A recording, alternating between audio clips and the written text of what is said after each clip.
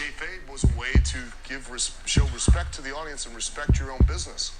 It was a way to protect it. But to be the man, you gotta be 316 says I just worked you. We are the generation that eat. You make the rules, and we will.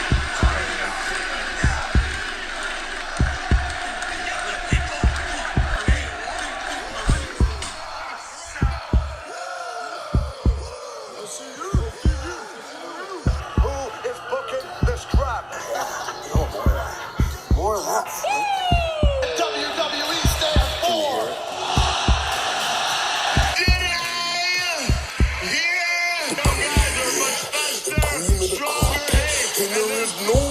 This is the Kayfabe Podcast. This is the Kayfabe Podcast. I am Mr. Richard Moon, and I'm Kayfabe Agent, and I'm Kayfabe Focus. Position I'd rather not be in, but the cream rises to the top.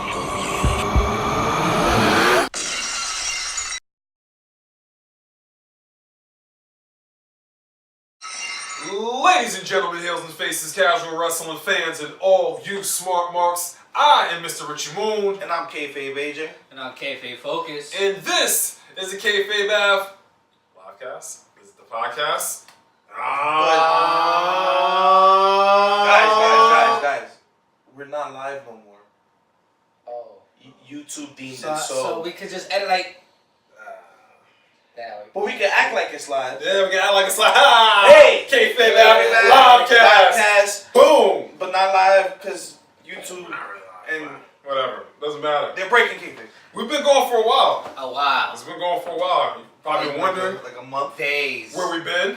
Weeks. What? Months. What? Years. What? Decades. What? Centuries. Exaggeration. Millennia. What? Far, far away. Ah, I got the last one in there. So- where we at?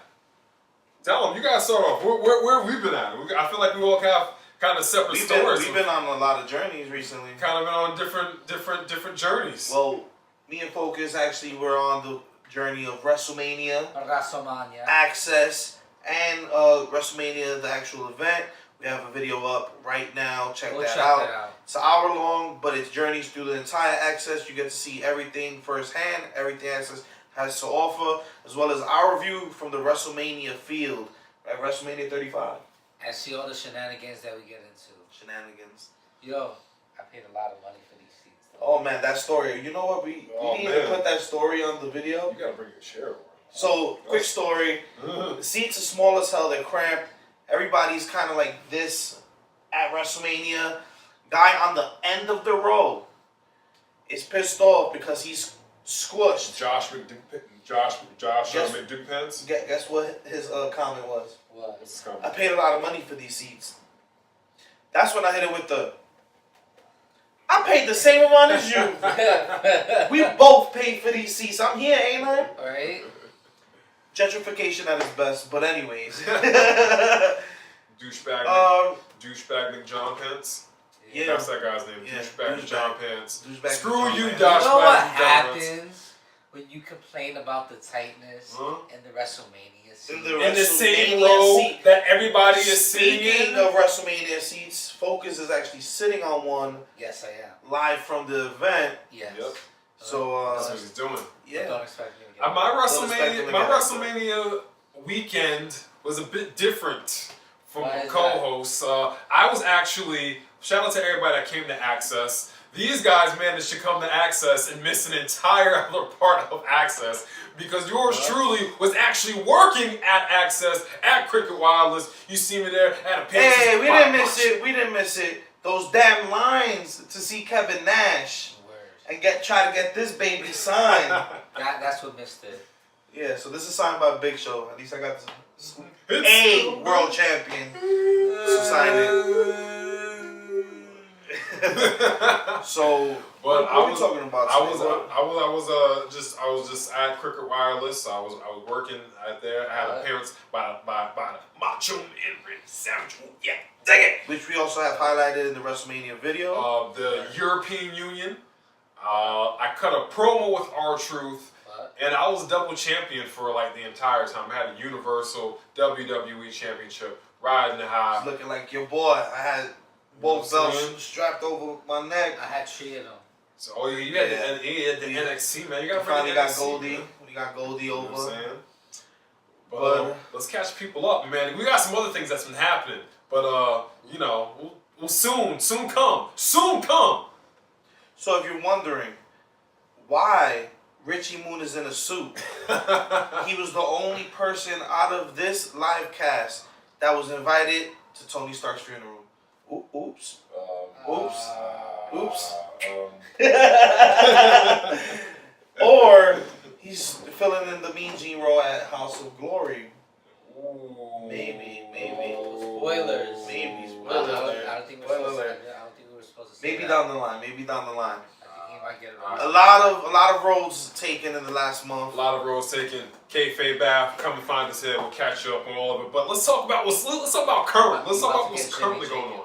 Let's talk about what's currently going on in the landscape. There's a lot of different things. A lot of things going on with ROH, Like with what? NWA, What? with AEW, All Elite, Like what? New Japan Pro Wrestling. There's a lot of things going on outside of the WWE bubble. I want to talk about, let's kick it off. Let's talk about this Crockett Cup a little bit. Let's talk about the Villain Enterprise taking over. They're taking over, man. How many titles do those guys actually have? They have I feel like they got like 3, 4 each. They have the 3-man. The 3-man. The 6-man, excuse me, from ROH. They won the Crockett Cup, so they got the NWA tag team. And they also have the WSW. The World Sports. Yeah, over in Australia, World Series Wrestling. Those guys are dope. They book all kinds of big things. They book the Elite, SCU, Villain Enterprises. Actually, at WSW, to jump story just a little bit, because WWE canned Rhea Priestley versus Tony Storm because they didn't want AEW versus WWE. But here's the thing. Here's the kicker I about don't this, even want to get into my rant. In No. fact, check out rant video. Check out WWE rant video. It's up now. Oh, they didn't want because Give us like and comment on it. Tony Storm is the WWE UK Women's Champion, and Rhea Priestley is the Progress Women's Champion. Not the Progress. She is the Isn't she the Stardom? Stardom. Excuse me. She is the Stardom World Champion. She's been repping Stardom a lot on her social media recently too. And they didn't want them. They didn't want AEW versus WWE. But here's the thing: we've had AEW versus WWE a while ago. We've got to see Pac versus Volter. Yep. You How know did what I'm Pac saying? survive that chop? It must be the Hard Rock. So you see that's full gear because Pac is in full gear mode. Yeah. Remember in Dragon Ball when it was facing Cell and like Gohan and Goku were just in Super Saiyan mode? Yeah. Like that's basically what Pac is. He's just there. That's just his regular He's mode. just full Super Saiyan mode He's all day. just full gear all the time. You know what I'm saying? he's just full gear all the time. That's what he do. But to run all that back, all those people go through WSW, which is really dope. They're Australian-based wrestling promotion. Will Ospreay does a lot with them, and the Villain Enterprise is killing it. They're killing the game right now. They main event ROH shows most of the time, not the champion. Well, we actually got to see Villain Enterprises at the G1.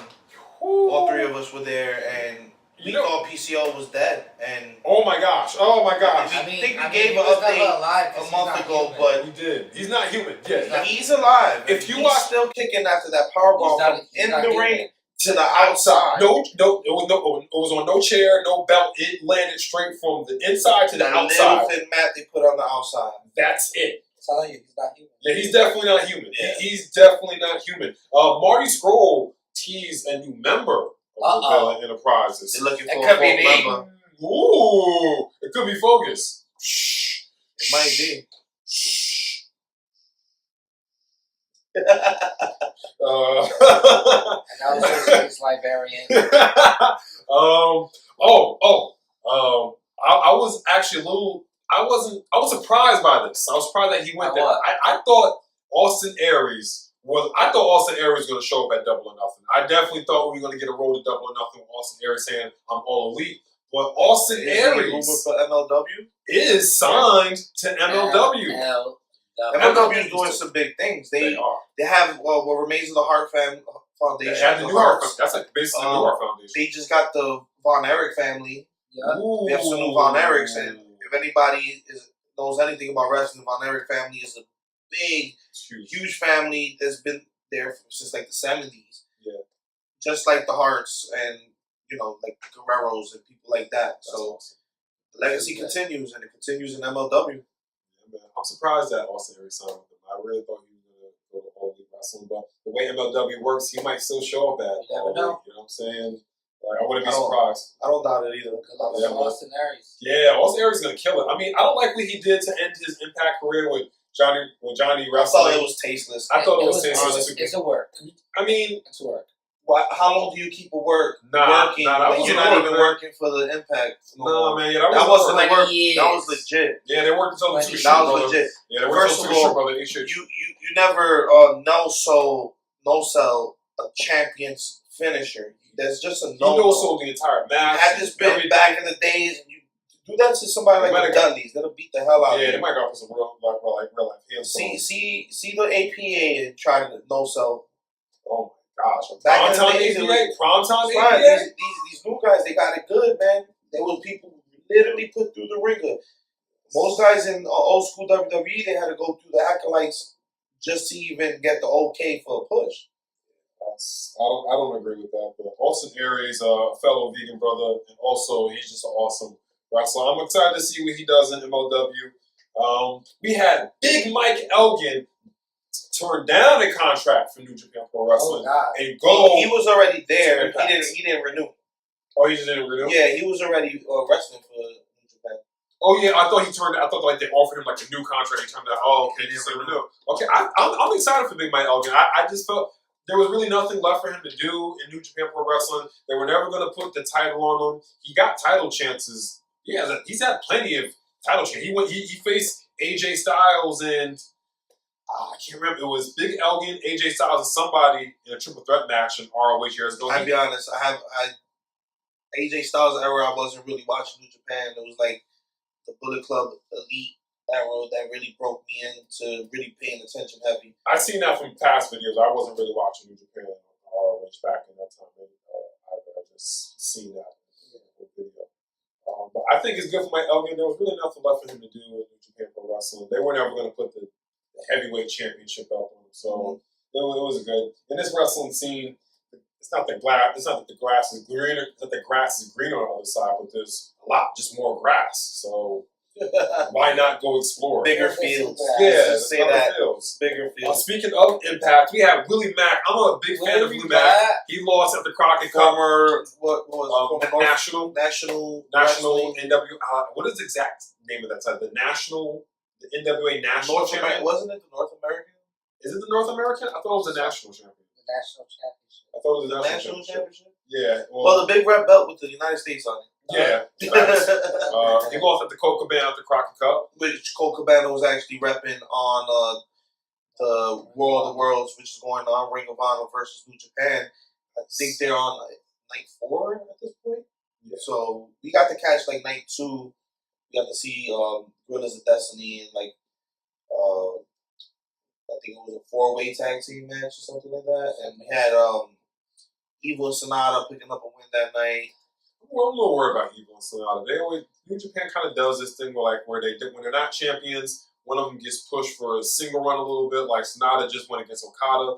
It was a good match, but nobody believed that Sonata was beating Okada. He's 0-8 I don't think versus Okada dropping that title anytime soon. Oh, we're gonna talk about we're gonna get to Okada. Speaking of Rick segue, let's just straight talk into it. Dominion in June.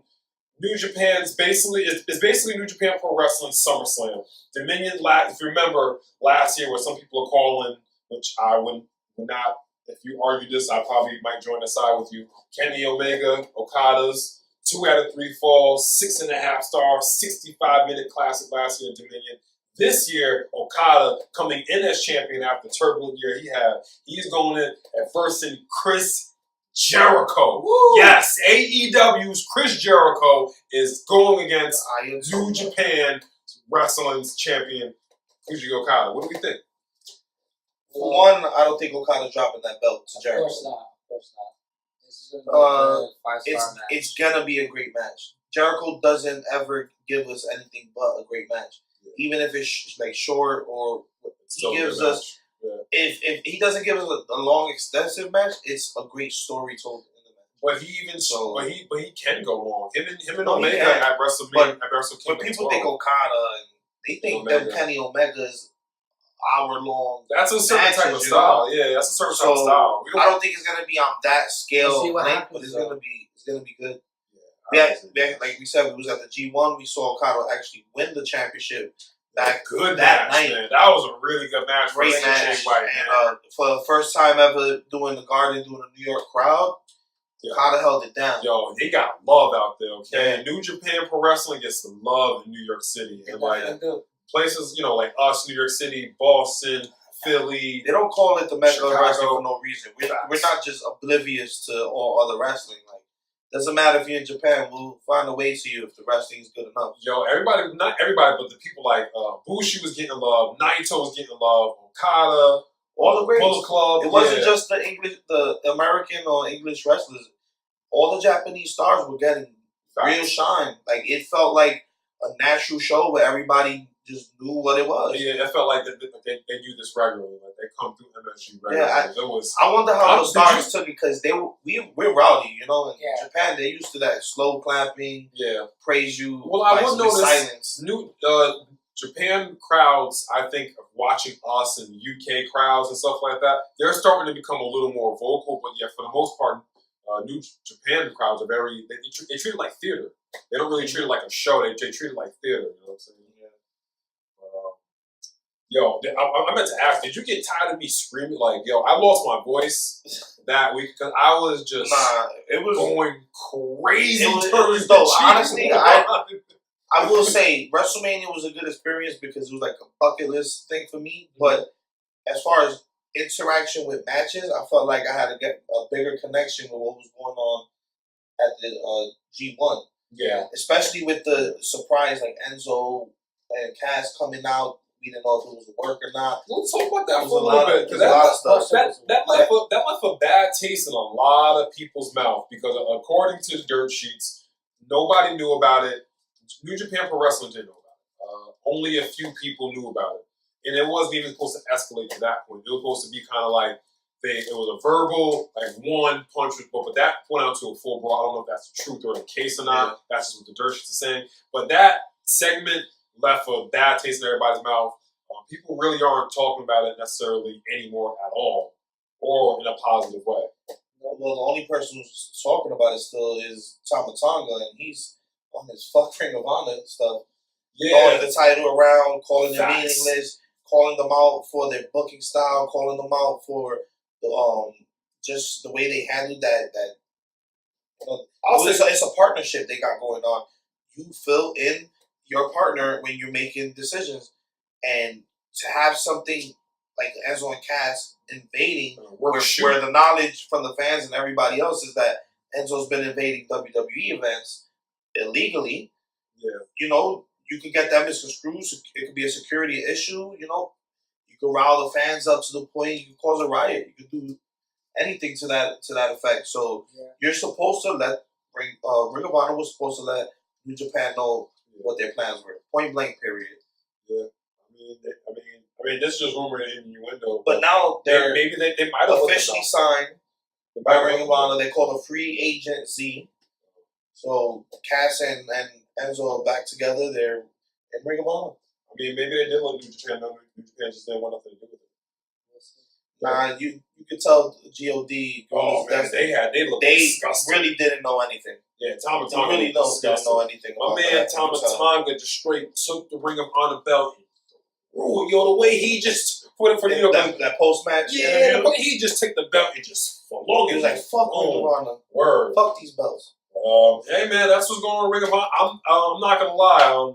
I've been watching a little bit of Ring of Honor, but like you guys said that Matt Taven had a match with PCO the other night.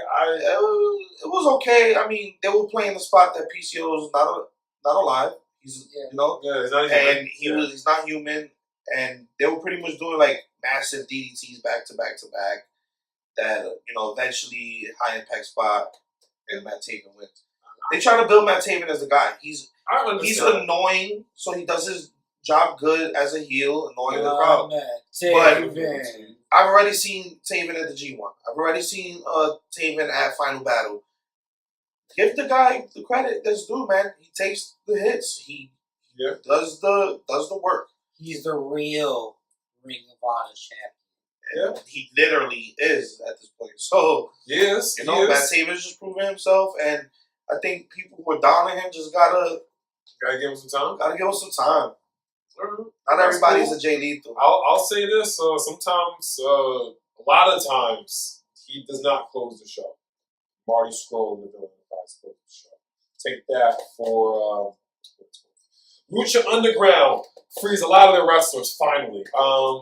This is a big deal because we're seeing the receipts of that now with Shane Strickland. Kind of, because they allowed Joey Ryan to go. They allowed Ivelisse to go, who's now in NXT developmental. Shane Strickland. They let a couple people go, but I read an article the other day that they were, I forgot who exactly it was, but they were trying to restrict them and make it harder for certain stars to get let out of their contract. So their contract, I don't know. A bunch of BS. Lucha Underground, you're dead already. Yeah, you're dead in the dead. water. Your style of presentation for the wrestling matches, it was cool for what it was, for while it lasted. It's done. It was like long. It was like. I thought there's gonna be another season. It is done. Yeah. So let these guys go. You get better. You get better business opportunities if you do better business. And by holding people hostage, it's not better business. That leaves sour taste, and they'll never work with you again. Facts. I feel like Lucha Underground. Remember, like, when like long T-shirts were a thing for like a really long time. It was a thing for a while. That's kind of what Lucha Underground was. It was really cool during that time. Yeah, but now it's like, oh wow, we were doing that. And then you guys, your business practices. I don't like to be negative, but that's like that as well. Yeah, that's it. Let's get that off. So let's next thing. Let's talk about some AEW, man. Let's get into some AEW, man. I don't want to say this the best for last, but Jerry Lynn joins AEW as a coach. Coach, yeah, man. That's amazing. That's a major. If you don't know who Jerry Lynn is, you need to go YouTube. Matter of fact, go to the WWE Network. Jerry Lynn versus RVD. Yes, won't be disappointed. Oh my gosh. Any Jerry Lynn versus RVD. Oh my gosh. Probably one of the OGs of the V Trigger too. Yo, facts. He is facts. He is the original. I don't like to say he's the originator, but he's one of the. Yeah, he's definitely one of the originators of the V Trigger. Which everybody's just doing now. I wonder why. The biggest news, bigger than that, AEW is going to be in Madison Square Garden this Wednesday, the house of WWE, and they're gonna announce their TV deal. I mean, that's the word. That's the word on the streets. It's basically TNT. It's basically what's going on at Madison Square Garden. It's basically kind of like a Comic-Con for TV networks, and they go in there. They say, "Hey, this is what's coming up," and then that gives not promoters. That gives companies a chance to like, "Oh, I want to take this show. I want to take this show." Pick up shows. So like that. That's what's going down this Wednesday. I mean, but that's what rumor saying. The copyrights are there. Tuesday Night Dynamite. You're not gonna name your show Tuesday Night Dynamite if you're not on TNT. And what I constantly tell people, like you have to take away the elite, all that from the side. You have to look at Tony Khan as a businessman. Look at what they're doing. These guys are multi-billionaires with multiple businesses that are successful. They didn't just. He didn't haphazardly, but I just kind of want to throw the wrestling company. Well, look how smart he is. He joins up with TNT. Turner has reaches. He was head behind WCW. I was actually about to use that Turner as an example. Not only that, you're on the same network as the NBA. So don't you picture the NBA doing commercials for AEW during their programming and vice versa? Just the demographic that's probably going to be able to. And you know why I can see that? This wrestling is because AEW is going to present their stuff like a real sport. Yeah. So they're going to be taking, like, people are going to take them like a real sport because that's the way to present it. You know what I'm saying? I was going to talk about Ted Turner. Like, Ted Turner was just a guy with a lot of money that was a wrestling fan. Tony Khan, I'm not trying to take away from Ted Turner and stuff like that, but you know what I'm saying? Like, the Khan family is more successful than the Turner family. And Tony Khan is a mark. Or you can watch the interview with Chris Van Lett. Or listen to mark in a good way. Yeah, mark in a good way. You know what I'm saying? Listen to Chris Jericho interviewing Tony Khan. This guy's a mark. He has a lot of money, a lot of resources, and he's been slowly planning this. It's not just a mistake that they just happened to be doing this at Madison Square Garden. Like, it's not a mistake that Double or Nothing is happening in May after WrestleMania when WWE is classically in a slump. This is not a coincidence that StarCast 2 had a whole bunch of WWE stars on the lineup, and little by little, as Double or Nothing comes closer, they've all getting pulled. I think every move that AEW has done has revealed the behind the scenes of WWE. They revealed the weaknesses in their armor. Oh, absolutely. And this is crazy. Like, a lot of people like to say a lot of negative things about AEW. I mean, we joke around, oh, it's a t-shirt company. I just want to put this perspective. Oh, no. Haven't put it on one show yet. I'm an AEW mark. We all joke. I'm an AEW mark now. But here's the thing. They haven't put on one wrestling show. And you look how much they've already changed the landscape of the entire wrestling show. I mean, think about what we already know of half of this roster, though. We have Kenny Omega, arguably the greatest wrestler in the past 2 years. We have Chris Jericho, the GOAT. Arguably the greatest wrestler of all time. GOAT. We have Neville with Pac, which is fresh off of fuck you WWE. He has undefeated in the last 20 months. Granted, a lot of that he hasn't been wrestling, but the caliber of people that he's been wrestling, for him to be undefeated, Zack Sabre Jr., Will Ospreay, Walter. He's a contender. He's a contender. And AEW is going to treat him as a heavyweight contender capacity. They're not going to relegate people to this, oh, you're a cruiserweight, you won't get far. This is going to be athleticism first. They have Hangman Page. Like, the future is going to be the future. Yeah. We have, what's the guy? The guy who's hated from the cruiserweight champion from AAA. Sammy Guevara. I've actually checked out some of his matches on YouTube. That kid is a beast. He can go. The Lucha Bros. Yo. I just see they what was that? A shooting fly, whatever. What's that? They put him like a rock bottom but flip backwards. Spanish Fly? Spanish Fly out the ring through a table the other night. Yo, honestly, some of the greatest Lucha Bros is arguably probably the best tag team in the world. Honestly. Well, we got to see this match with the Bucks. That's why the Bucks are talking about their ring rust and all that. I like the way they're going about this. Usos, they got to practice their Lucha. The Usos is up there for me, but the ish they've been doing lately, just their new gimmick is just. I don't mind the Usos' new gimmick. They're still arguably the best. They give you A1 in the ring, and we know their promo work is there. They're just dealing with what they're getting thrown.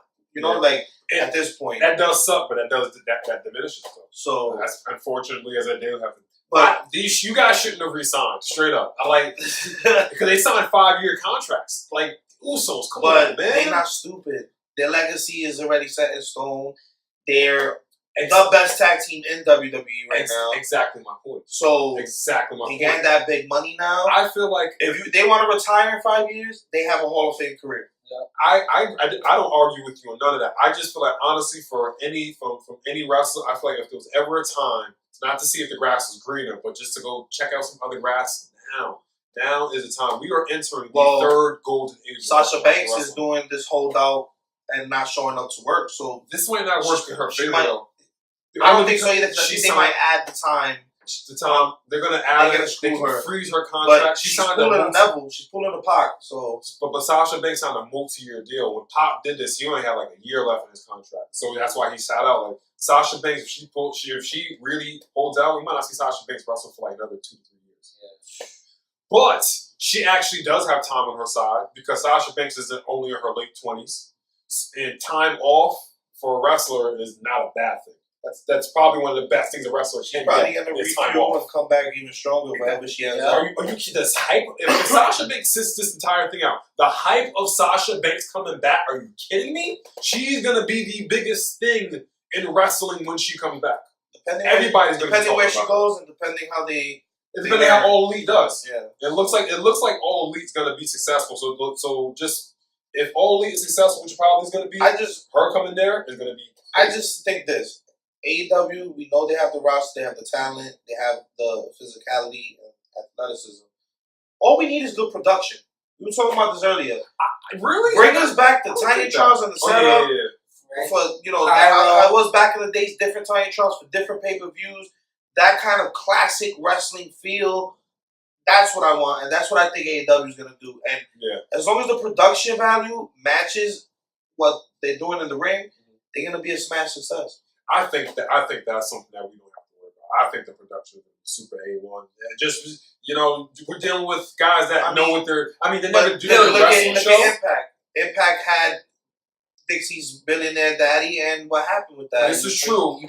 You put the bare minimum into the company. You didn't have a mark. That's what I'm saying. That's just had a ring wrap. That's what I'm saying. That's the difference with Ted Turner. Like Ted Turner was a guy like, yeah, I like professional wrestling. Well, who's the cruiserweight champion?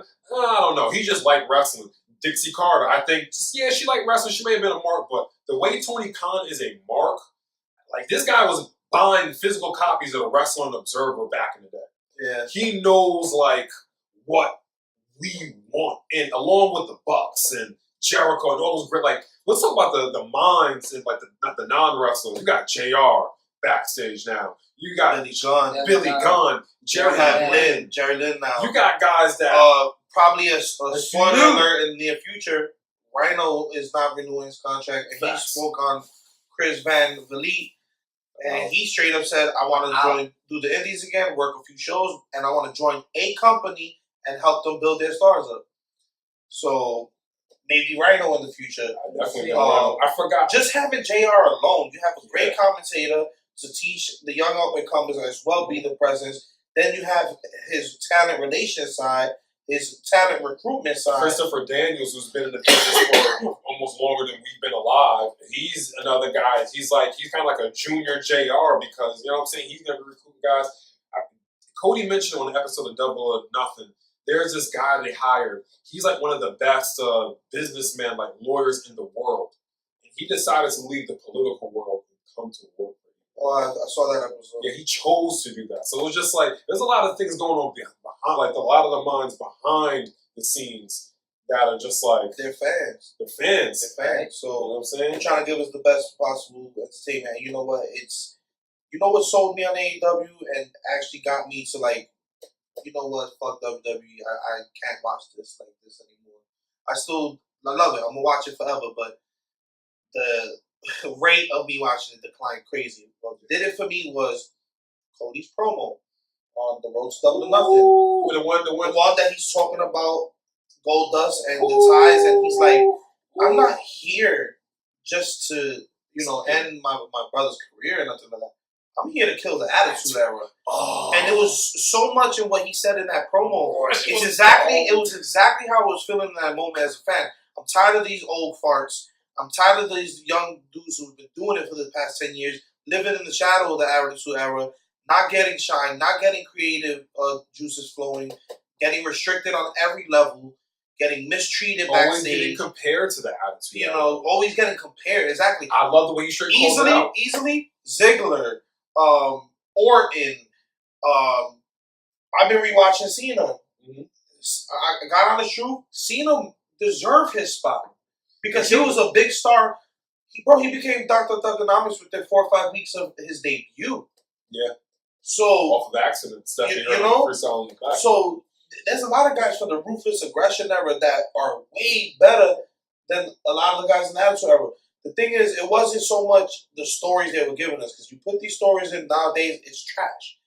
It was for that time. It's like watching Jerry Springer now. It's like that's why they canceled Jerry Springer. It's just not relevant anymore. That's not pop culture anymore. I also think the guys from the Attitude Era had a little bit of advantage because they can go out there and be themselves. That's what it was. The news wasn't the opening match was just as good as the main event.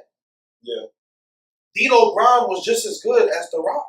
Because they presented them to make them Val Venus was just as good as Triple H. Because he got presented that way. Yep. Certain people got looked at in a different light because, of course, everybody filled their roles, but everybody shined filling those roles. Yeah. And that's what they forgot. It's either you're a winner or you're a loser, or you win and lose on the same type of basis, so you never get any... You just stay stuck in your position. And somewhere during the years, WWE got to a point where they stopped making stars and it got being about the WWE. The Attitude Era was about Austin. It was about The Rock. It was about Triple H to take NWO, DX, whatever. You know what I'm saying? It was about them. And then the company. Somewhere in the transaction, they got WWE was a star, and then these are the thing is, I understand it because when exactly what you said is exactly what happened. They put the stars on the back burner to build WWE as a brand. And what did that bring us? It brought us international wrestling. It brought us an expanded NXT development territory. It brought us the WWE Network. So those aspects, it was good to put a pause and focus on rebranding the company. But now we're in a point where we need another rebranding. And there needs to be a shift to, we're not thinking about WWE as an entity, we're thinking about the wrestlers. There's no, and I hate you know, and the building of the wrestlers is, you're built already. Yeah. You got Saudi money. You're built already. You're everywhere. You got NXT Japan in the works. You got NXT UK. You have NXT regular. You know, you're dabbling in every part of the world already. Focus on the talent now. And to bring us all back, that is exactly what AEW is doing. They are focusing on their talent. You can see that on just being the elite alone. You see it every week. They cycle in a new person, a new character, highlight just for a couple of seconds, but it's just enough that you remember their name. Yep. I don't know Michael Nakazawa worth a damn. Okay, cool. But Michael fucking Nakazawa, you know? Michael? Look at that. Who has honestly out there really seen a Michael Nakazawa match? I'm pretty sure there are marks out there, but just by them saying it like that, we know who. When we were walking outside the G1, this guy out of nowhere was just like, Michael Nakazawa. Asia at the same time turned around. Michael Nakazawa! Just awful. And it's what the dude said. He's like, thank you guys. Finally, somebody reacted. I've been saying that for an hour. We're like, Michael fucking Nakazawa.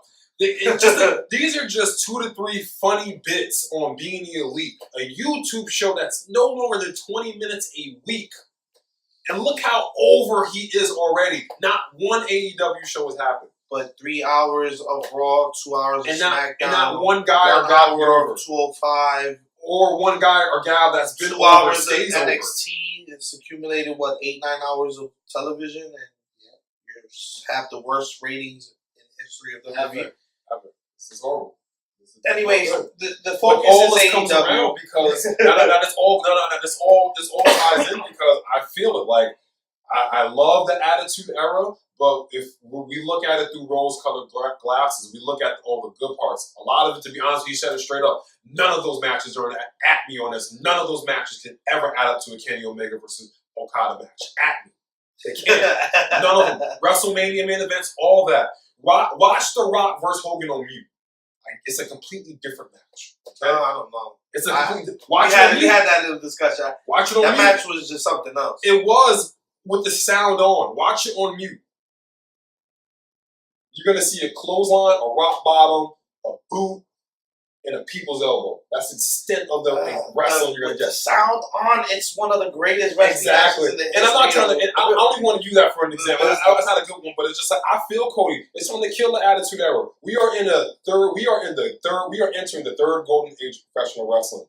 The Attitude Era was great, but stop comparing it because there's not a comparison. You're not comparing Okada and Omega match versus any match from any promoter. You're not, because it just outclasses it in any way. Like, straight up, it's outclassing it in any way. So, you know what I'm saying? Like, I feel him. Kill the Attitude Era. We passed that. And we in 2019. Kill that.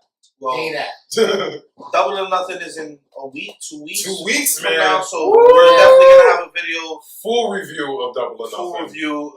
It's actually, that's big news. They're streaming online overseas. They're going live. They're going, I think, free on Facebook and YouTube. So the place, highly accessible. The place in the UK that they're using, that's like ITV. That's like really huge over to us American fans, like whatever. But like, listen, it's like What Culture and Wrestle Talk. That's like their Fox. That's the matter of fact. Wrestle Talk, that's the second biggest network out there, and a lot of times they get bigger ratings than Sky Sports, which hosts Raw.